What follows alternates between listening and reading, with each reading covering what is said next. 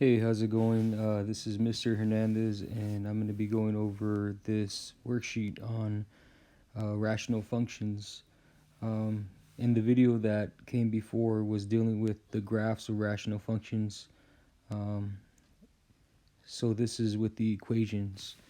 But the equations are pretty much going to follow the same rule as the graphs. So um, the main thing you want to know is that with rational functions, we want to focus on this denominator and what value makes of x makes that 0, because we can't have a 0 in the denominator.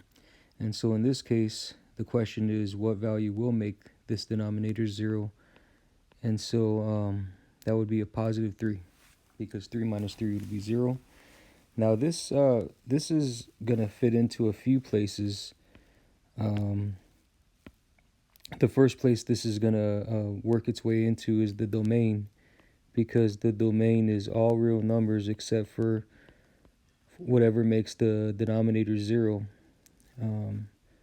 So this is going to be except for 3. But this will also be the equation of the vertical asymptote. And so here I could also write x equals 3. Now the y-intercept, well, the range, okay, the range would be something that we might want to look at a graph for at this point. So I went ahead and put it in Desmos here. And so while I'm here, I might as well get the vertical asymptote in. And so there it is. The dotted, it's going to pretty much be represented by a dotted line. That just represents the boundary. And so the next question is, what's the horizontal asymptote? So for the domain, we kind of want to consider the vertical asymptote, but for the range, we need to consider the horizontal asymptote. And so what would be the horizontal asymptote here? And so we'd have to kind of look at this graph and imagine where a dotted line could fit. And so I'm looking kind of like right here. That's kind of where my eyes go with the horizontal asymptote. And so we see it crosses the y-axis at 2. And so because it's a horizontal line, it'll be y equals 2. So let's just see. Let's see if that's correct, because if I were to graph this, y equals 2, so now I could see that there is this, kind of clear, the graph approaches it from both sides, from above and below the green line. So yeah, that's going to be everything except for that horizontal asymptote. And just to confirm, it was y equals 2.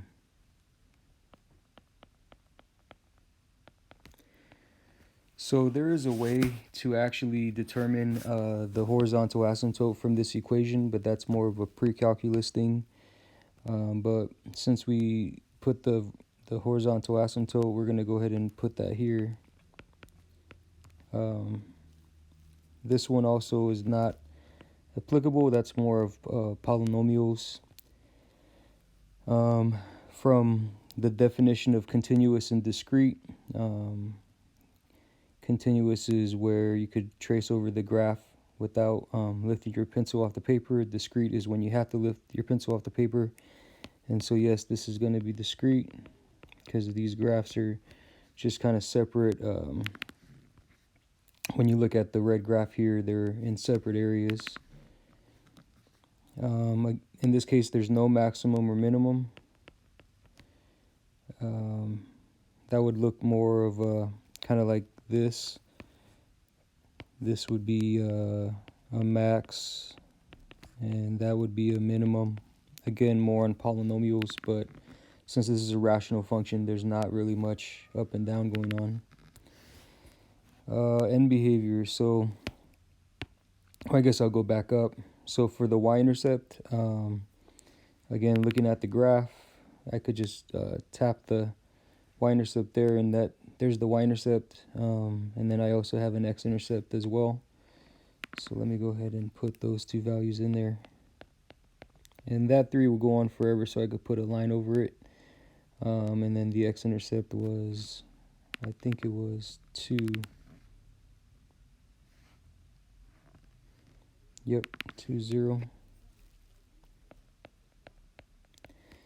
And there's some algebraic ways of getting this just from the equation, not looking at a graph. But let's see. This is, okay, increasing, decreasing, constant. So when I look at this equation here, from left to right, it's going down. And then here, from left to right, it's going down. So the vertical asymptote at 3 is the only thing that breaks it up. And so I'm going to just write decreasing from negative infinity to that vertical asymptote, which was at 3. And then it also decreases from 3 to positive infinity. So end behavior, you have the left side, which is negative infinity, and then you have the right side where x approaches positive infinity.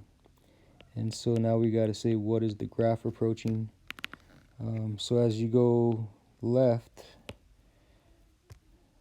the further you go left, the more this graph approaches 2. And also on the right side, it also approaches 2 from above. And so if I just kind of zoom out, you can see that the y value is 2, and this y value is 2 as well. But it rounds it, so when it approaches 2 from above, it's probably going to be like 2.01 or something, like really small. And then when it approaches from below, it's going to be like 1.99, really close to 2. But yeah, that's pretty much what it approaches from below and above. And that is it. So yeah, hopefully that helps. When you do this one, might probably be better just to graph it. But yeah, I hope that helps you. Have a good one.